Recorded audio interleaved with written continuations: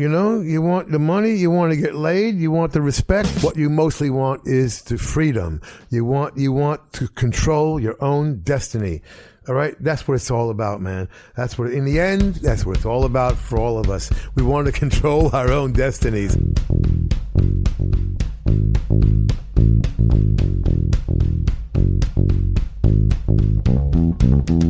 The sinking sand of despair, the smell of dread in the air. I'm head to toe in my own fear. I'm going to die, no need to cry. Testing, speak into that. Hello, hello, hello. 1 second, slip.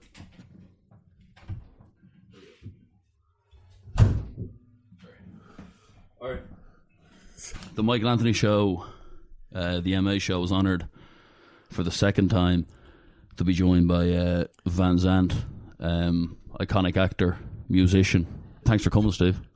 My pleasure. I presume you don't remember the first time that we spoke. I saw something this morning and I wanted to get your opinion on this. AI have Paul McCartney's voice singing God Only Knows, but it's not him actually singing it. It's an AI robotic version, but it sounds like he's actually singing it. So we could be looking at a future now in the world in which people don't just think that the best boxers in the world are YouTubers, but they actually will be able to pick records.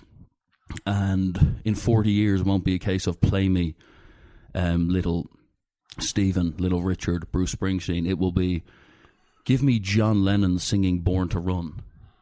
Does that not ruin the authenticity of the art? And do you think that we're kind of fucked and you're happy to be on the tail end of life, really?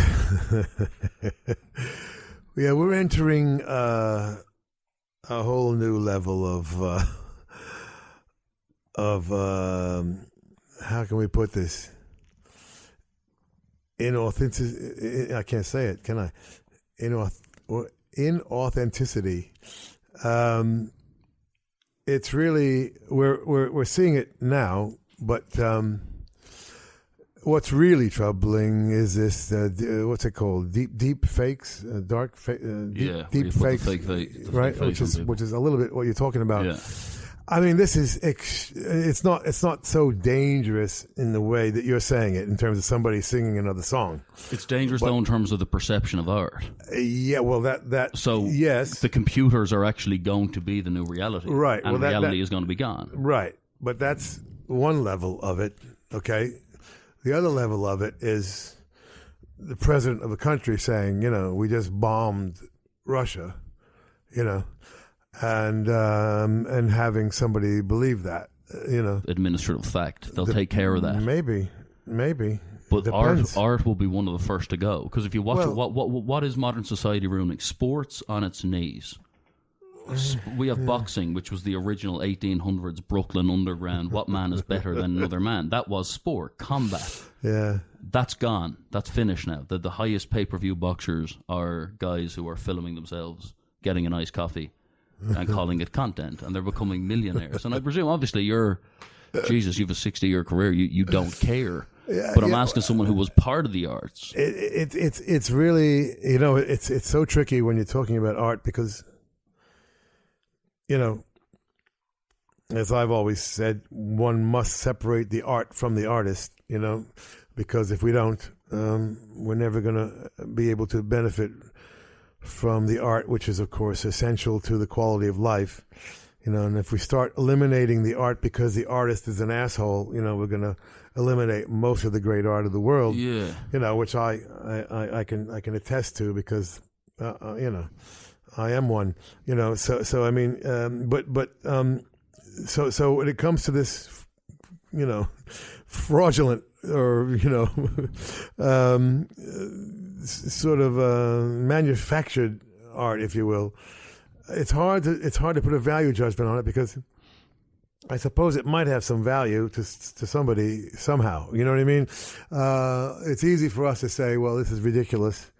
and it's insane. And of course it is ridiculous and insane. So you think if someone's still getting endorphins and happiness off Paul McCartney singing a song he didn't sing, then God bless it. Well, exactly. And technological advances created a new art. Exactly. But therefore we're losing our humanity though at the same time. But that's sort of a different issue. I mean, but that's going on right now. I mean, that's the whole concept of digital rather than analog. That's the whole concept of video rather than film. We've genuinely become secular and no longer believe in God, that we're actually willing to hand over our humanity to technology. We're not going to have a choice about that, first of all. But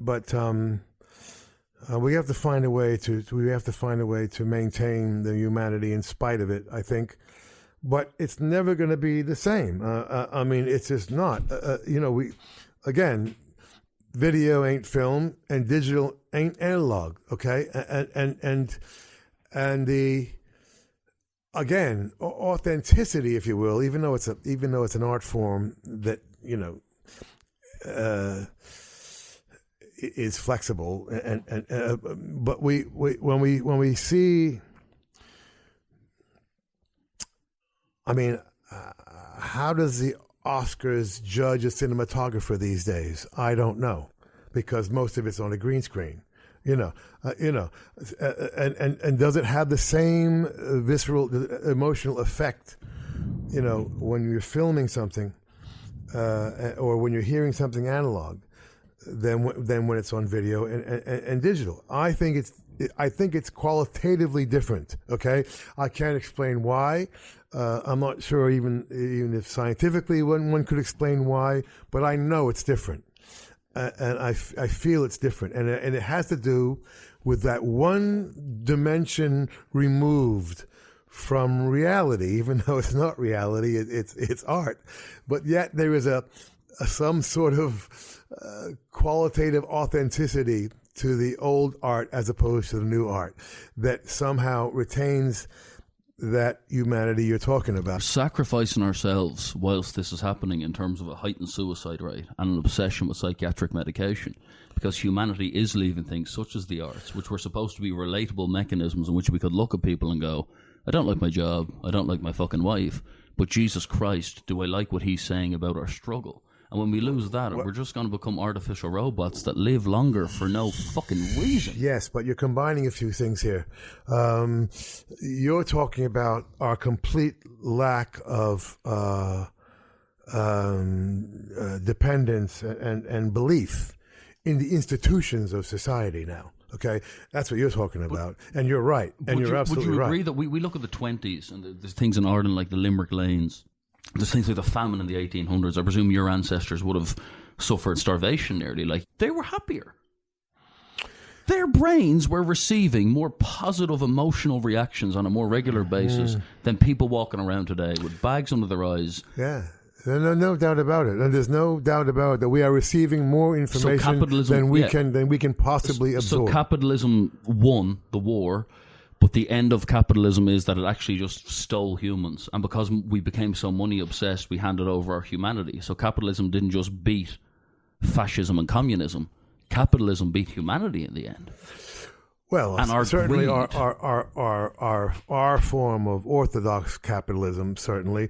I think there's most of Europe and some parts of the world, there is a socialized version of capitalism, of course. There is no pure capitalism. It's all socialism of some degree. Okay, but your point though is correct. I mean, I just did 2 world tours before this one with my Disciples of Soul, and I saw that same sort of extremism all over the place. I mean, that extreme fascism, either it's fascism or it's religious extremism, one or the other.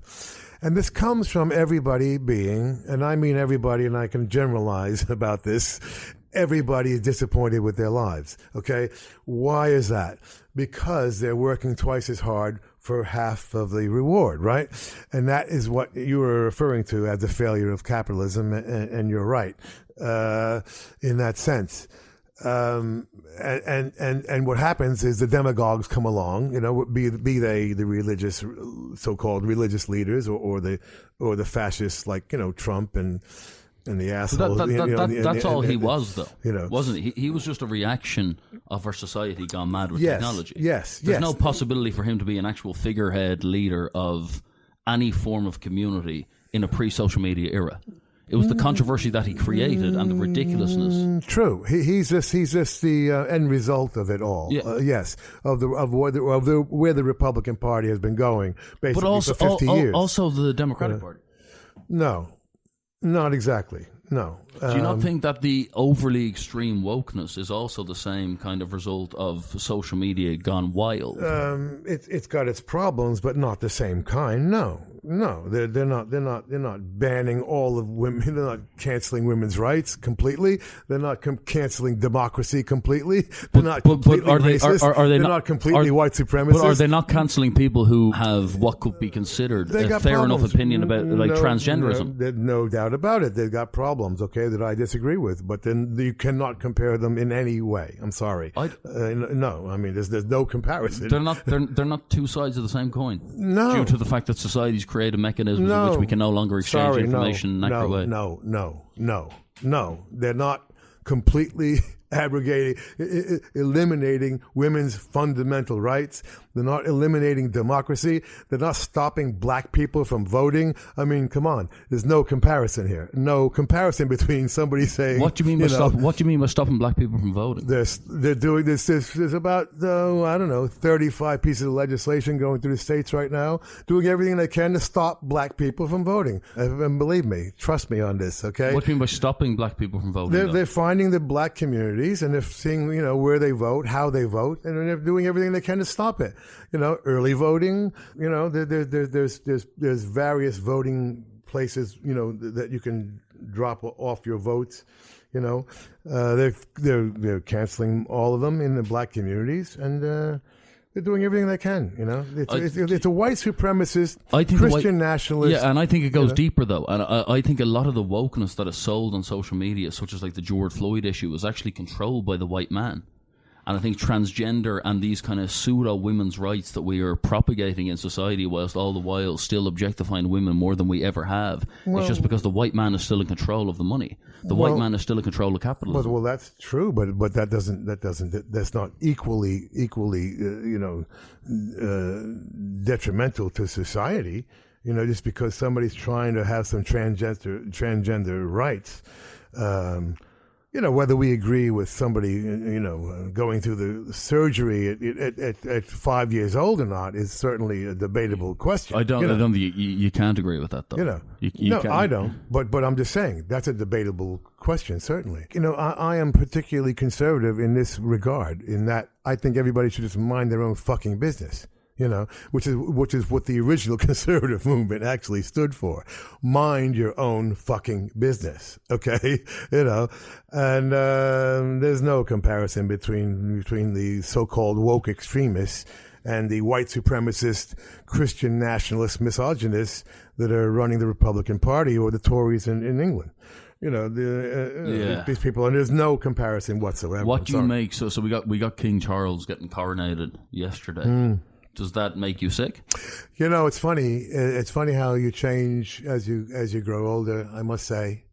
And I don't care how unpopular what I'm about to say is, but it was utterly repulsive when I was a kid, looking up at this, the whole concept of monarchy and all of that was just insane to me and crazy, especially as an American. You're looking at this like, are you kidding me with this, As I've gotten older, I have to tell you the truth. I kind of enjoy it because it's so insane. It's so crazy. You nearly view it as a comedy. It's sort of not comedy per se, but it's so out of touch with reality. So if Charles got in touch and said, "I want the E Street Band and Bruce to play at the coronation," are you not showing up? I don't know. I have to think about that. I mean, it would be up to Bruce, first of all, I'd have to think about that. But my inclination would be we probably would do it because, I just think these things are I find them entertaining at this point because they're so they're so out of touch with reality in its own way that I find it incredible that it still exists. You know, I'm looking at this thing. It looks like some kind of movie or TV show. You know, I mean, and I'm like, it's incredible that this can still exist in this crazy world of so many. So many of us drowning in reality. You know, here's this fantasy going on that, in some interesting way, I think, serves as a unifying element of a country that is so so out of touch with the divisiveness of the world. You know, here's this sort of, you know, whether it's a pseudo unification or if it's, you know, sort of a fantasy unification, but it sort of symbolizes some kind of unification of the past that it seems interesting to me now that it never did and before. That's why the US is such a divisive place as well, though, because the US is just the result of the same people who essentially are putting the crown on Charles's head, taking over the place. Not in terms of the immigration that came later with the Irish and Italians, but I'm talking about the origins of it in terms of power. Yeah. And we are better than you. This concept of human superiority as opposed to human sharing. Yes. That's the white man's game. Yes. And Charles is the descendant still wearing the I am superior to you crown. Yes. And it's very funny because we all die one day and we're born out of accident. I know. But there's some, you know, you have to look at it like it exists. Okay. So we can pretend it doesn't if you want to. You can pretend, you know, it's going to go away if you want to. I tend to look at these things now in a more practical sense because I have to. Can he actually do some good? You see, I mean, you know, this is how you have to look at these things in terms of, in my perspective. And I think he can, you know, in spite of the insanity of his family and, you know. What is his good, though? Well, I think, you know, if he helps the environment 1%, then I'm all for it, man. You know what I mean? But he can show up at all the kind of events he wants to pretend that he's supporting the working class. But what I find so funny about those who deem themselves superior in society is that although they lend themselves charitably to those in need, it's the patronization and the ignorance about what those in need think of you. Yeah, I know, but Prince William shows up to a school to the young black kids, and he shakes their hand, and he thinks they're honoured to meet the cunt. Yeah, no, but you're focusing on motivation, and I tend to focus on results. That's how I you know, that's the difference, you know. And you're totally correct. You can call them, you know, as hypocritical as you want to all day long, and you're not going to be wrong. I think they're going to phase it out. This young girl in America being surprised at the you know, the monarchy's racism. I mean, what is more absurd than that? They're a fucking empire. You're talking about Meghan Markle. Yeah, I but mean, what's interesting you're is surprised at the racism. We talked about two sides of the same coin. For me, she is that. She went there because she saw Diana be glorified as the kind of villain of the monarchy, and she went there to be that character in order. She wasn't naturally saying, I'm going to call out the inequality of their views. She went there to be a fucking hero. Well, she is them. She's the same fucking values as them. There you go. That's you speaking, not me. But I'm just saying that is, you know, exactly the dynamic that's going on here. That, you know, if we focus on all the motivations, of course, it's just going to be one big soap opera. Okay, so I tend to look at, okay, what can get done here? Okay, and they exist.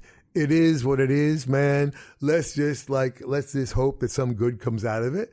And that's how I look at it. I'm not afraid of it. I'm not threatened by it. You know what I mean? I don't have to live with it. Okay. You know, whatever. But, you know, I just tend to look at these things like, wow, this is a bizarre thing to still exist in the 21st century. And I wonder if some good can come of it. How do you tune in and out? Like, I'm a lot younger than you. And you've had a long life, but a long life that you never lost your mind. Did you ever lose your mind? Was there ever like an 18-month period where you just went fucking berserk? Maybe now, but no. Do you know what I mean, though? Like, life's a long time to live in sanity. Yeah. Because we are, as I said, accidental sperms meeting eggs. We're given a fake society. Staying in touch with reality. What was the closest you ever came to going, I think I might have lost my shit. I'm just going to focus on guitar for 6 months as opposed to talking? Well, I had my period in the 90s when I just was adrift. And for the first time in my life, I found myself without a mission. Yeah, so that was pre-Sopranos and post kind of the... E Street. Yeah. Yes. And I just sort of, just was living and absorbing and learning from walking my dog and learning from my dog, exactly how my dog exists and tends to live by the moment. So you went back to existentialism. Yes. You went back to the fact that we're unimportant in order to give yourself a meaning again. Yes. Or was it the fact that you'd had successful work previous that kept you going? No, it was a failure to find a way to work. I feel I'm here to realize my potential. I feel we all are. Yeah. And I got to a point where I could no longer realize my potential. And I thought, how did I get here? How did I get to this place? And if I ever get out of this place, I'm never going to be there again. I'm going to never be unable to work again, and I've been working ever since. But there was a good, 7 years there where I was just wandering in the wasteland, man, wondering how I got there. And you were still getting money from past records and stuff like that? No, there was very little royalties. A guy saved my life financially. I had produced a couple of records in that period with some friends, and one of which was the reunion of the Southside Johnny and the Asbury Jukes, an album called Better Days, which I wrote most of. And its publisher happened to hear it, and he thought the songs were, impressive, and gave me a publishing deal out of the blue, which paid all my bills for those years. It's a remarkable time then, though, to have debatably your biggest fulfillment of potential. You're like 40 here, you're talking about. Your early 40s. When this was happening? Yeah. Yeah, I was in my 40s. And 7 years of that kind of lack of meaning. How did you push off self-doubt enough to go, I've never acted before, I'm going to be Silvio Dante? Is it Nietzsche that says a visionary lies to himself, a liar lies to others? Did you have to get delusional internally to survive? You don't really think that way. You're just sort of existing. You're just sort of trying to absorb and reconcile. Were those who loved you going, Stevie, what the fuck's going on? Yeah, everybody was like, what happened to him, to some extent, yeah. And then, out of the blue comes David Chase and says, do you want to be an actor? And do you want to be in my TV show? And I was like, geez, thank you, but no, I don't really. I'm not an actor. And he just said, yes, you are. You just don't know it yet. And I was like, you know what? I got nothing better to do, man. I'm all yours. Let's see what happens, So it was completely existential in that sense of living in the moment without any past, without any future. You know what I mean? Living very much in that moment. So, would you be studying lines when you'd see other trained actors and they'd be there kind of learning their lines, learning their tone? And with that little training, when you saw that level of professionalism around you, how did you go, I have no background, but I'm going to walk into this scene and not give a shit and be Silvio Dante? Because I wrote a biography about my character, and he was fearless. So I became that fearless character, and I had to cheat a little bit in the sense of I had to look in the mirror and see him, and to this day I'm so impressed by actors who look exactly like themselves, able to act. So for me, the bandana and everything has really helped me. Because, whenever I have any kind of hair or whatever, I become this entirely a different looking person. You know what I mean? So I designed the way the guy looked. And when I looked in the mirror and I saw him, I figured if I could see him, I could be him. You know what I mean? And I wrote a biography about him being fearless. And then combined with the way he looked, I walked out of that trailer, that guy, you know. And what about the struggle, because you're someone who, like, you had the South Africa thing, the anti-apartheid, you're someone who's social justice. What about the dirty side of Silvio? That isn't often celebrated. The pulling Adrienne out of the car, the woman beating Silvio. Was he hard to play? Yes, very much. I despise bullies with a passion. I mean, that motivates me greatly. Bullies of all kinds. So it was particularly difficult. Yes, that was the most difficult scene. In fact, the one you're pointing out. The craft is becoming that character in that moment. And I was determined to learn this new craft and be serious about it, you know, because, I mean, it's not very often somebody has that kind of faith in you, you know. Yeah. I mean, at that stage of the game, right, his show's depending on the cast, you know, to some extent. Yeah. And he's casting a guy who never acted before. And by the way, he cast me as Tony Soprano. Okay, you know, and HBO wisely said, "What are you, fucking nuts? Are you crazy? The guy's never acted before. I mean, we're gonna, you know, our whole, you know, network depends on this fucking show, you know." So I mean, you know, wisely we ended up, you know, with a different role. But you know, David Chase was just like, fuck everybody. You know, I'm doing what I feel like. You know, so it was. When somebody has that kind of faith in you, you know, you tend to rise. I tend to rise to the occasion. I can't. It's probably I can't count it on more than one hand the times that's happened in my life.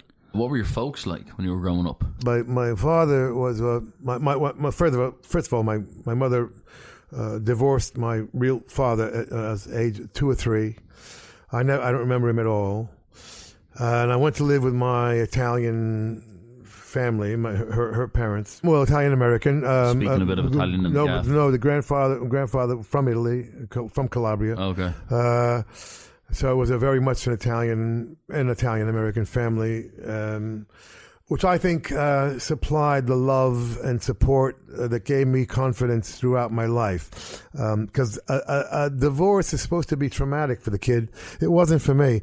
Anyway, so she remarries this Dutch guy, Bill Van Zandt, who adopts me in 1957. So your second name's the second name of your stepfather? Yes. Okay. Yes. I'm actually 100% Italian blood. And he was interestingly an ex-Marine Goldwater Republican.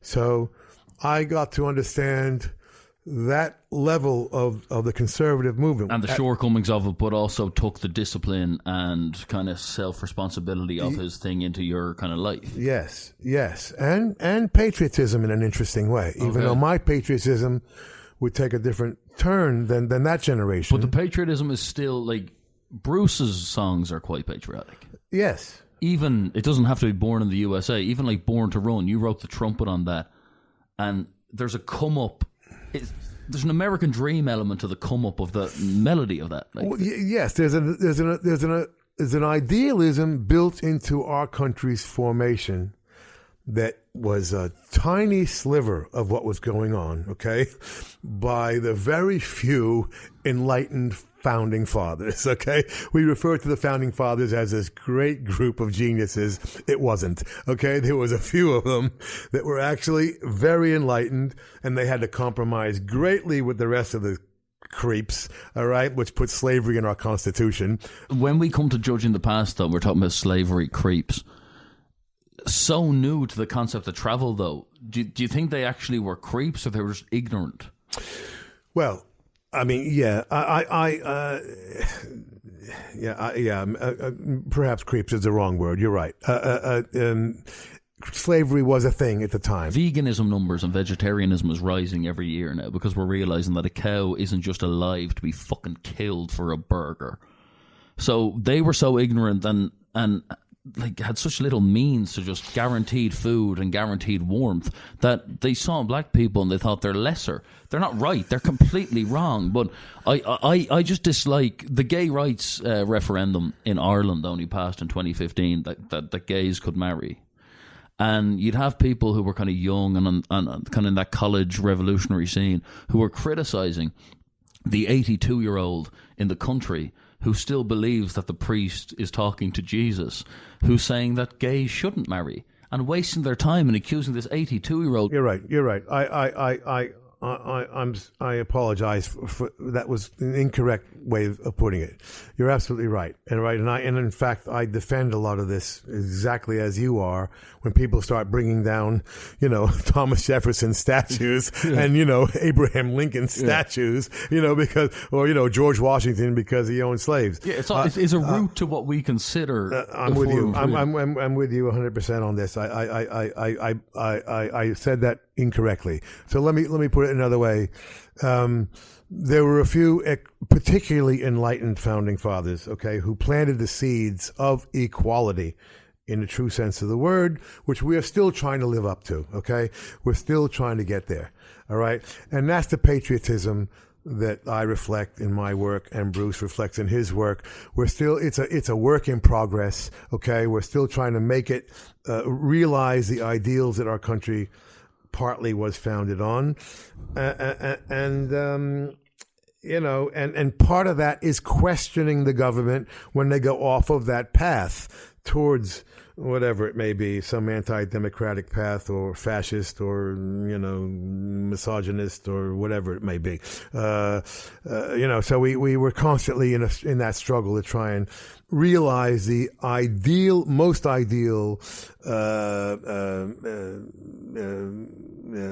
tenets of our country. And we've got a long way to go still, but at the same time, I don't believe in canceling people from the past who necessarily owned slaves or whatever it may be, because it was a thing at the time. And I've even said what you just implied. I said 100 years from now, the same judgment's going to be made on people who are eating meat today, killing animals.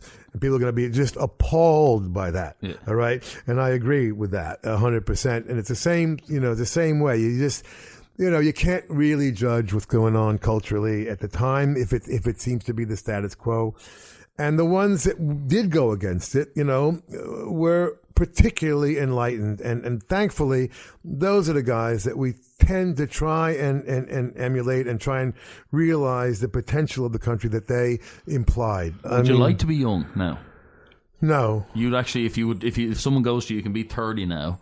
Or you can be 72. No. Would you stay 72? No, I can't relate. I can't relate to it. I can't. I feel very, very lucky to have grown up when I did. I think we're the luckiest generation that's ever been. And I may be the luckiest guy in the luckiest generation that's ever been. Yeah. We grew up in a renaissance. There won't be another renaissance for hundreds of years. And that quality of life that comes with a renaissance, when the greatest art being made is also the most commercial, okay? Yeah.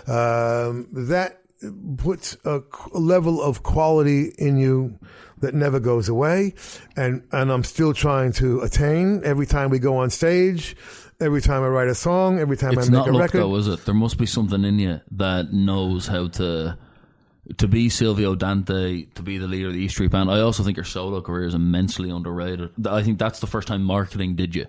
That's your first experience of what it's like now to be an artist who's good but isn't getting looked at. Because you were Bruce's guy, yes, it should have been much bigger. Thank you. Appreciate that, though. But that's true. Most people can't relate to the fact that you are a leader and a soldier. It's like one or the other. And they never quite understood how can you. But they don't understand that when we were growing up, my band was just as big as his, and I had just as much respect as he did. And when I joined him, everybody was shocked. And when I started calling him the boss, people started taking it seriously because I was a boss, and a very significant one locally, But I just felt I could contribute to him, and I felt he was a special. What was it about him that was better, though? Did he just overthink life less? I think it was two things. Number one, I've never really been attracted to the spotlight myself. I really am not. I really prefer being somebody behind the scenes. Because what is the spotlight really? Well, it's an essential. It's the love. It's the love of an audience. It's the It's the love, perhaps, that you did not get as a kid. Okay, frankly. And would Bruce have lacked love as a kid? I think there was some a lack thereof from his father in the beginning. Yes. Yeah. I mean, he had a great love from his mother and a great love from his grandmother and eventually from his father. Both of our fathers came around before they died. Did your biological father come around? No, I never met him. No, my stepfather. Yeah, so we were the generation gap. I mean, so he was originally anti what you do, and then when you became a success, we embarrassed our parents. Okay, our existence was an embarrassment to our parents. All right, our fathers particularly. You know, our mothers pretended to be, tried to understand us, but because the maternal love is natural. That's kind of what we. No, but we are genetically like a father is kind of just a seed. They're supposed to go around and have sex with numerous different women. Monogamy is a myth, and they go ooh, ooh, ooh, and they bounce on and they see you down the field hunting the same lion. The mother genuinely knows you're sucking from the teat. Yeah. Did you ever feel like telling your father? Did you ever feel like telling your father to fuck off though when he came back, or did you just go, "No, I forgive you"? And that's why you're kind of passionate about me not calling the forefathers honestly, ignorant. no, because I understood his repulsion. It was perfectly natural for that generation to be completely.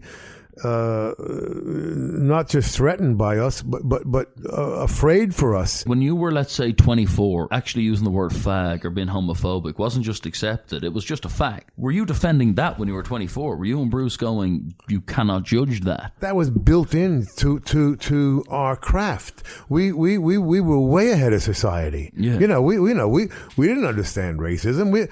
Black people were the source of our craft. Yeah. We didn't think anything about women being less or homosexuals being less. The people thought we were homosexuals because we had long hair, So I mean, we had a brotherhood with them from the beginning. We're being accused of being, whatever that, So it wasn't. No, I didn't. I mean, I happened to come up in a very white suburban neighborhood.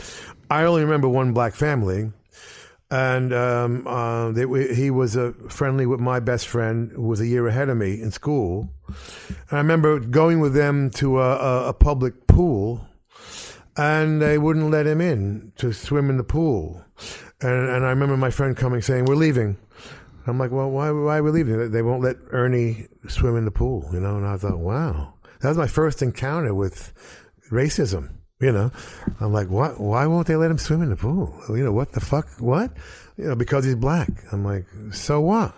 That isn't just about the luxury of the pool. It's a claim that he's less hygienic, nearly, is it? Right. Oh, no, yeah. Well, there's that's implied. Yeah. Just like just like the lemon peel that is served with espresso. So they thought the fact that his skin was dark, it would nearly have a polluting effect on the white water. So to speak. And that continued to Italian Americans, which continues to this day in the form of the lemon peel served with espresso, which you'll still see occasionally.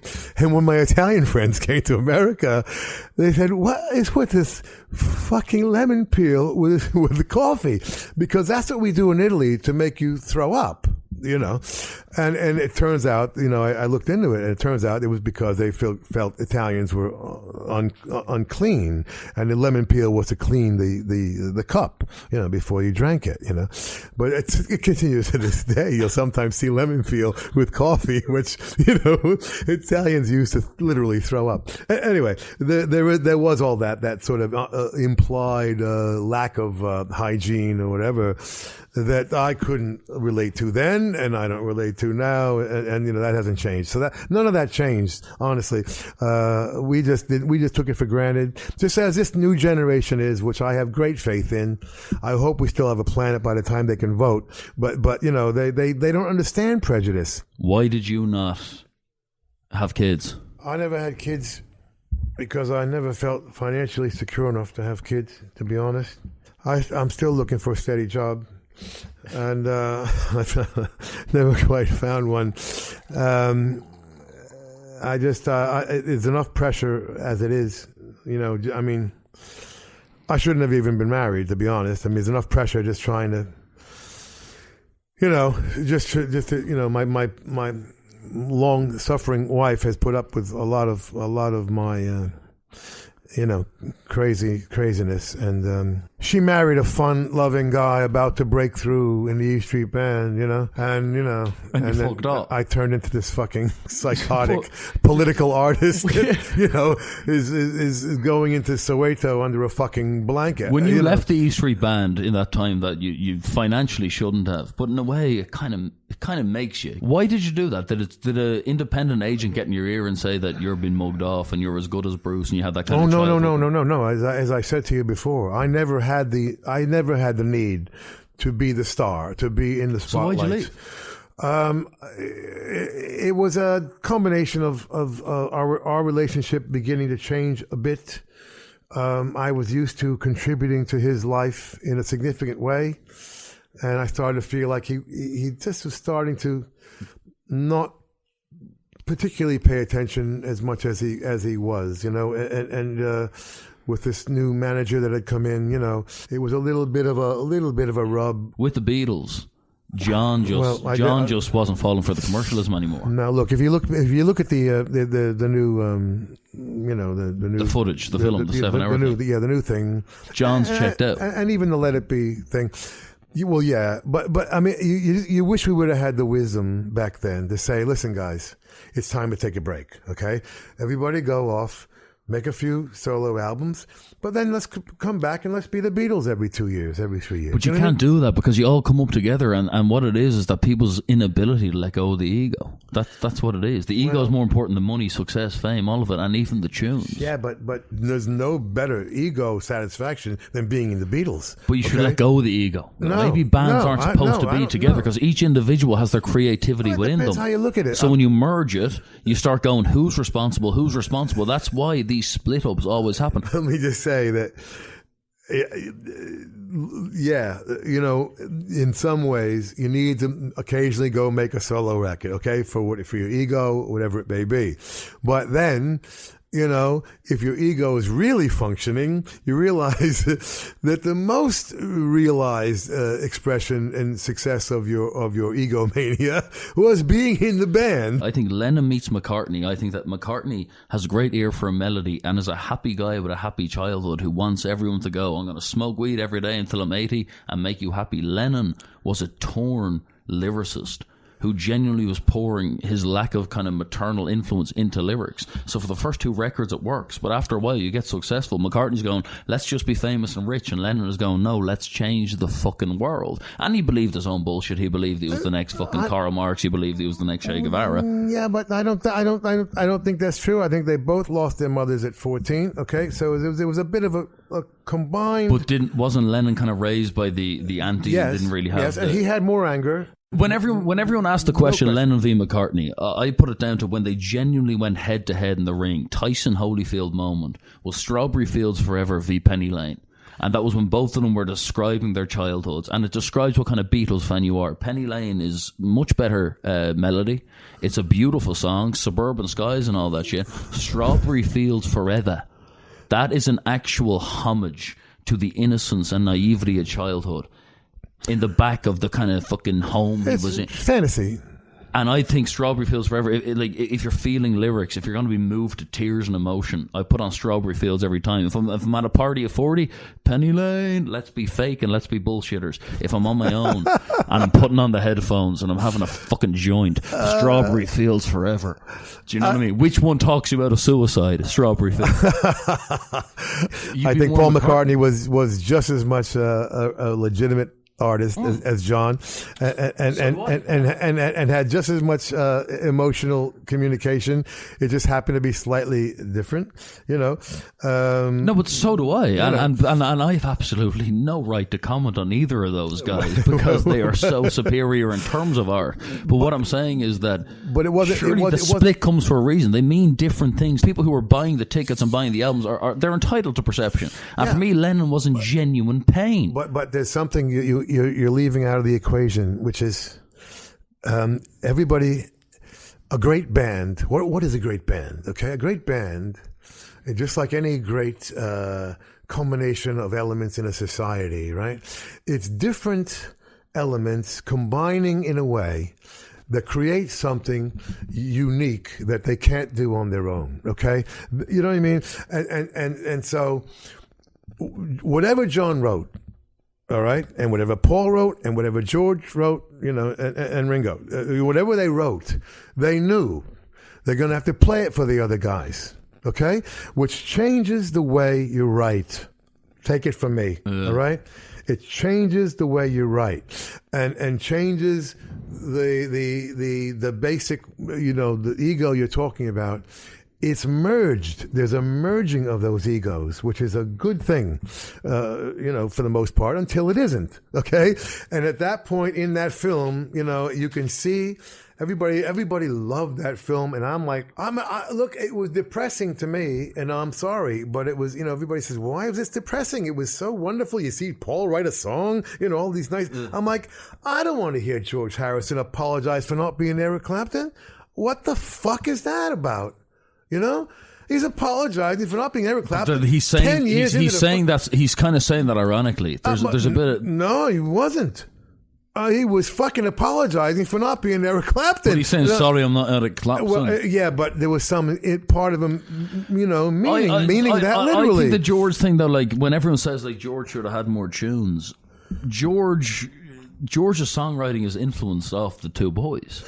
Well, not only that, but it's a bit exaggerated, and no one's a bigger George Harrison fan than me. Okay, but this fantasy that he was carrying all these great songs and being suppressed is simply not true. Okay, near the end it was, yes, near the very end of what we're talking about, that era, he started to really write great songs. But it wasn't always that. It just wasn't. I mean, John had to write his song. He wrote him "I Only Want to," "Happy to Dance with You" for Hard Day's Night, because George didn't have one.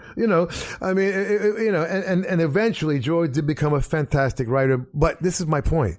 At that stage of the game that got filmed, for Let It Be, it should have been, let's take a break. It's time to take a break, okay? If we only had the wisdom, and I'm not even sure if Brian Epstein had survived, he would have had the wisdom to do it. But let's just take a break, fellas. Do us your solo records, But then let's come back and be the Beatles every 2 years, every 3 years. And that's what everybody should do. If you have the miraculous luck to have a great band, man, don't ever take it for granted. But all of these bands, you're saying about a great band is the combination of different ideas. It's about that one figure who makes it fucking happen. Pete Doherty, you don't know who Pete Doherty is, but the Libertines were like this great band. Yeah, we play them. We play them. Do you? Yes, Libertines on my records. format, yeah, we play them. Okay, yeah. So, but he used to force. He used to force the gigs. He used to make it happen. Is that what Springsteen was? You're not wrong. I mean, they're not all. It's not all some wonderful democracy. I'm not saying that. I mean, there is visionaries, and there is people who are the force of nature that makes things happen. Bruce certainly was one, because he wanted it. You want it all, man. Why not? You want the money, you want to get laid, you want the respect. What you mostly want is the freedom. You want to control your own destiny. All right? That's what it's all about, man. In the end, that's what it's all about for all of us. We want to control our own destinies, and that the best way to do that is to be the leader. And but the leader is the leader, but he's not doing it by himself. All right? He has these other elements that come in and contribute to his vision. And that was the case with Bruce. It's the case with John Lennon. It was the case with Brian Jones. Bowie. I know we had Ronson. He had Ronson, and but he genuinely kind of knew. He just wasn't arse with any. I mean, he was fairly unique in that way. But he had collaborators too. You know what I mean? Nile Rodgers, help out with his biggest hit, I mean, there was that. There were producers always, I don't think he ever... How would you rate Bowie as an artist in terms of, I know it's not sports, you can't just say top 5 Alabama, LSU, but in terms of lyricism, diversity... I think he's a remarkable artist. Did you ever meet Bowie? Unique. Yeah, briefly I did. I wish I'd spent more time with him, actually, but I didn't appreciate his thing in the beginning. I was very much a traditionalist, and I was against. I'm not against it. You but thought he was overdoing it. I couldn't relate to the entire theatricality and distance that Bowie introduced, that, you know, Roxy music and glam in general, all of that, you know, was a movement away from tradition that I just couldn't relate to at all at the time. You know, I enjoy it now. I enjoy, you know, it's show business, you know, and I enjoy show business now. It's deeper than show business, though. Show business is him singing "Let's Dance," but if you look at his actual tracks that are less show busy, you look at a track like Rock and Roll Suicide. No, don't get me wrong. He's a legitimate artist in show business. You know, I mean, he's a completely legitimate artist. He's kind of both, though, isn't he? Bowie has the ability to be underground and sell the stadium. That's what makes him. He was in a different caliber. I think you're absolutely right, but it came a little bit later. You know, his early stuff was just desperately trying to make it like everybody else. I mean, if you listen to the early albums, you know, he's searching for his identity like everybody else. He's trying to find a common ground with an audience. Springsteen always, in a way, is singing to the fact that humans still have rules. Bowie's getting weird. It's a difference between the perception, our particular art form, in the traditional sense, happens to be the most autobiographical of all the art forms, okay? Yeah. In its perception. Yeah. All right? Now, here comes Bowie talking about going to fucking space. You know, it's no longer... Because he's giving you the actual insight of his brain. But that's another level removed from, you know what I mean? It's not literally... Is Bruce the main lyricist of Bruce's tunes? Oh, 100%. Oh, no, he writes everything. He writes everything. Lyrically, though, do you think there ever should have been a time where Springsteen went weird? Just on one record. I had one argument with him about it. Yeah, it's in my book. You know, there was one moment where I, you know, we had been separated for a couple of years, and he always plays me his new stuff, and he played me something that I just really had a problem with, you know, and we had a big fight about it. But is it difficult because he knows that it's going to sell, and in a way it's also a job, so he knows the money's going to come. So when you're arguing, he's looking at you going, I'm still going to make millions. So you don't really have that's a tough discussion, because at a certain point, you know, it's art meets commerce, and it's really hard sometimes to divide the two. It's a challenge. That's the main thing with you and Bruce, isn't it? It's the art of e-commerce. Well, it's the only difference is, you know, my life happens to be the triumph of art over commerce, because for the simple reason I've never had a hit. Yeah, but do you think that wasn't my choice? Would you have rather the combination of you and Bruce be, let's say, half the ticket sales, album sales, half the net worth, both of you, but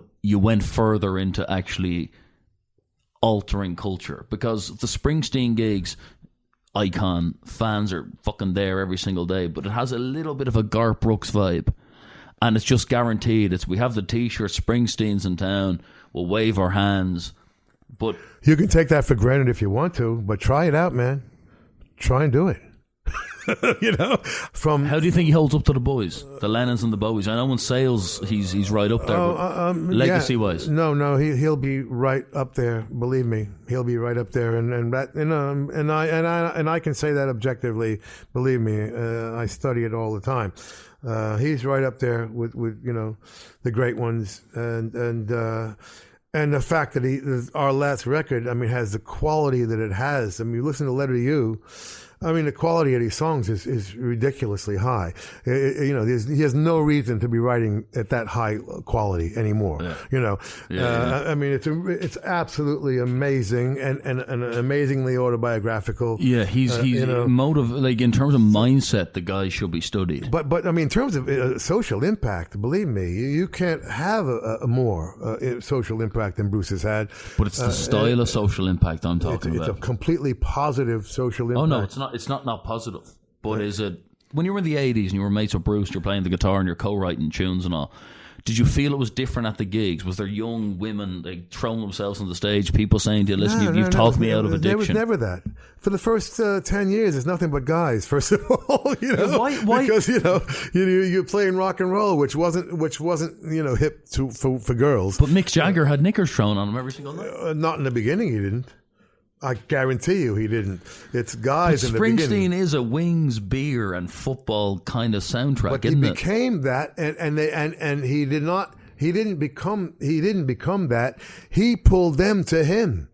They came to him. He never compromised an iota. If you listen to Born in the USA, there's not one single. We had 7 hit singles on this record. None of them fit on the radio. You know, you can't measure just because somebody is particularly successful doesn't mean they've compromised. And in his case, and I would argue in Bob Dylan's case and John Lennon's, and Bowie. I mean, you name the great artists, right? The 10 greatest artists. And in my opinion, they brought the people to them. Are you a lyric guy?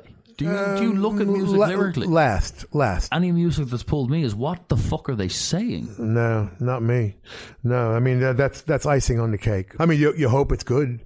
You know, you hope it's not distracting. If it's storytelling, though, isn't it? You're not going to be interested in the lyrics if the music isn't great. You're not going to be even interested. Bob Dylan is one of the greatest singers of all time and greatest music writers of all time, but nobody thinks about that because he's the greatest lyricist of all time, you know. That's where we're going with Lennon and McCartney, though. For me, Lennon's lyrics are just so clever. You don't know which is his and which isn't. You really don't. You can tell instantly when you... Well, you think so. You think so. But don't be so sure. You know, yeah, I mean, this to some extent, that's true, but not to the complete extent. Believe me, they were collaborators to some extent. The way to make art is make what you'd want to hear, make what you'd want to read. Absolutely right. That's it. Absolutely right. You know, if you're a musician, you turn the radio. What do you want to hear when you turn that radio on? You know, if you're a writer, what do you want to read? You know, if you're a painter, what do you want to see? Absolutely right. That's a very good way to start. You know, but all I can suggest to people is you focus on the craft. Okay, focus on the craft, and this is a challenge for this generation more than any other generation because of all of the distractions and the inability of our society to respect development. And the truth is, greatness ain't born, all right? Greatness is developed, and it takes time, and there's no fucking shortcut to it. And, you know, you got to shut your device off and focus on the craft to some extent before you're going to ever get good at it. And don't worry about the art, okay? Take care of the craft, and the art will take care of itself. I hope you've enjoyed being on the Michael Anthony show. It's always good talking to you. Always a challenge. And I appreciate you coming on. And the life you've lived is fascinating and inspiring simultaneously. My pleasure. Stevie Van Zandt, thank you. MA show. It's been how many years, my boy? Audio book started shorter than You audio still books. don't know my tears of joy. No need to go, just take Radio it cast, slow. podcast, something like that. And have you heard the Michael Anthony show? MA show.